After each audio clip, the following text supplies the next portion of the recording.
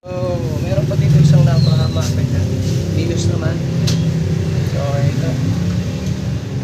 Medyo may problema. Alis muna natin throttle. Kasi yung tubig maabot hanggang alternator, hanggang throttle body. So, kailangan natin yan. Alis. Ayan mga ganyan. Nililinis natin yung throttle kasi marumi na rin. Tsaka napasukan ng tubig. Pati yung intake pala mga ganyan, binaklas ko yan. Ito, ayan makita nyo ito ang IHCP valve naman ng kanyang throttle. So, sobrang dumi yan at may tubig-tubig. So, nilinis natin. Mga kajak, yung butterfly, huwag natin itulak ha. Sa akin, dampi-dampi lang ang linis ko dyan. Dito naman tinutulak yan baka kasi siyempre may spring yan sa loob. Mamaya pagkatulak ng baka maputol. Pero anyway, mas mainam na huwag nyo na itulak-tulak. Gawin nyo na lang, siritan nyo na siritan ng carb cleaner.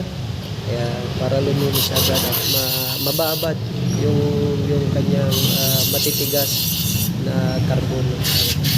So, kita nyo naman yung process na ginagawa ko mga kadyan. Paglilinis ng throttle body.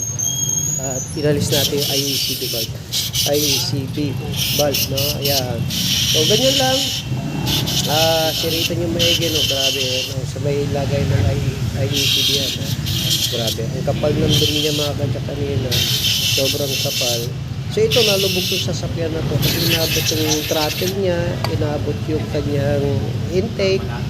Manifold, kaya binaba namin lahat yung mga kadyak. And then mamaya makikita ko kung under na, check ko na rin yung computer box, lahat i-check natin. So, labot daw yung hanggang alternator. So,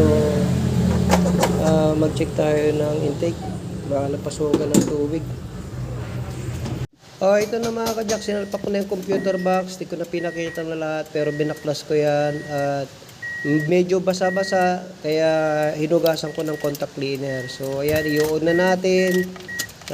Chinig na natin lahat ng wire, spray na natin ng contact cleaner, binlower natin lahat yan. So makikita natin kung gagana na siya yan. Tignan nyo nga ito, Jack, nilagay ko na yung battery. So sinigurado muna natin ayan, no? Ayan, okay na. So umaandar na mga kadyak, mataas nga lang yung idling. Check pa natin.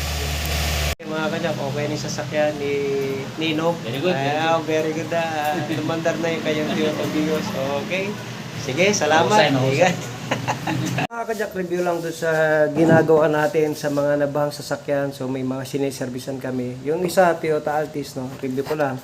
Ang ginawa natin kasi, tinanong ko muna hanggang saan yung ba, yung level ng ba, kung saan inabot. And then pagka upon checking, makikita nyo rin din yung mga marka, yung mga nabasa. So anyway, itong ginawa natin na Altis ay hanggang dun sa may alternator daw ay inabot yung tinatawag na tubig. So nung ni-level ko yon, papasok siya sa sa tinatawag na throttle body pati yung tubig hanggang dun sa intake manifold. So ang ginawa natin, hindi ko na rin naipakita lahat, no. Ang ginawa muna natin, syempre pinlashing natin yung kanyang tinatawag na langis. Nakuha ko, may mga tubig na pumasok dahil nakakuha din tayo ng tubig, no. And then, ang gagawin natin dyan, papaanda rin natin ordinary oil, magpa-flashing tayo. So, nilagyan ko ng ordinary oil, tapos ipapa-start mo hanggang ilang minutes, paanda rin mo. Tapos, maya-maya, check mo ulit kung may humahalong tubig, baba ulit.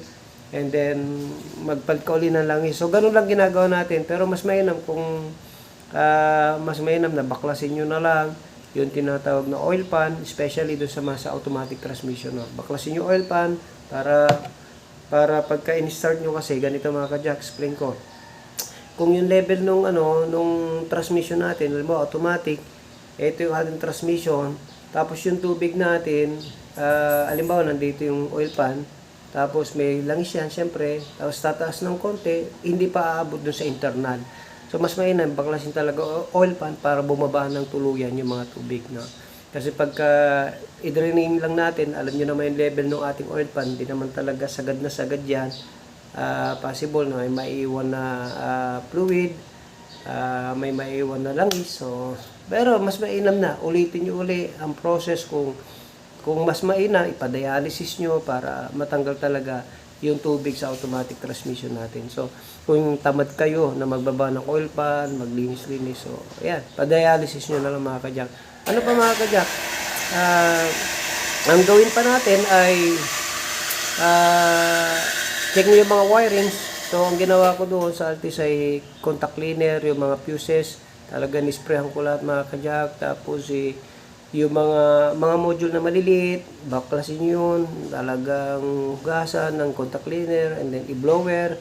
So, ayan, may gamit tayong blower. Blower natin lahat. Ayan, yung mga nabahan sa sasakyan. And then, pagka sigurado na tayo na blower natin yung mga wirings at pati yung mga, kasi magpuputik yung mga kajak kailangan natin silang tirahin ng contact cleaner kasi pag nagputik minsan hindi nagagana, hindi naman siya sira pero magkakaroon ng corrosion, magkakaroon ng putik, hindi gagana. So ganun ginawa natin. And then start nyo muna. Upon starting, on nyo muna yung susi, ignition on. Obserbahan nyo, baka may umamoy, may sunog o ano man. Kung wala, ayan, obserbahan nyo muna. Pagka wala, sige, try nyo start. And then, wag muna kayong gagamit na iba, na aircon o ano man, ilaw. Try nyo muna, paandarin nyo lang mga ilang minutes. Tapos, observe nyo ulit, baka may mga wiring na nasusunog. So, ganun lang muna, observe muna kayo mga jack, mga ilang minutes. And then, ganun lang gawin natin. Tapos, aandar naman yung mga kajak, yung mga sasakyan natin. Kahit na nabahay yan, aandar yan. Basta tama lang na proseso. Kung naiwan nyo naman yung battery, na nalubog yung sasakyan nyo, aandar pa rin yung mga kajak, no? I-check lang natin yung computer box, kung ano nangyari sa computer box, at yung mga fuse na puputok. Yun lang naman po yung mga kajak, na pagka nabahay yung sasakyan, bilang mekaniko na experience ko yan, na yun lang ang kailangan lang na linis, check, hanggang sa makuha nyo lahat, hanggang okay na. So yun lang mga kajak, okay na yung Toyota Altis at masaya na yung may-ari na Jack of all trades, auto care, the shop that cares for your car. God bless you.